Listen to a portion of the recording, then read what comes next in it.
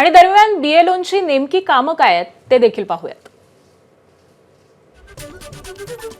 बीएलओंनी 29 जुलैपर्यंत प्रत्येक घराला किमान 3 वेळा भेट देणं अपेक्षित आहे। प्रत्येक घराला भेट देऊन मतदारांची प्रत्यक्ष पडताळणी करणं हे बीएलओंचं काम आहे।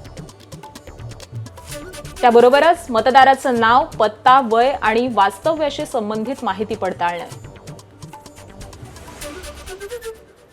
आयोगाने निर्देशित केलेली ओळखपत्र, पत्त्याचा पुरावा वगैरे तपासणं। नवीन मतदार नावं वगळणं, दुरुस्ती किंवा स्थलांतरासाठी फॉर्म भरून घेणं।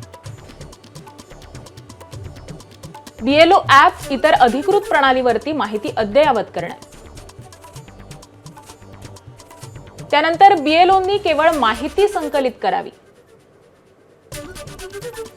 मतदाराचे नाव जोडणे वगळणे याचा निर्णय ईआरओ अर्थात नोंदणी अधिकाऱ्याचा असेल। कोणत्याही राजकीय पक्षाच्या प्रभावाखाली न येता मतदारांना समान वागणूक देणे हे देखील बीएलओंचं काम आहे।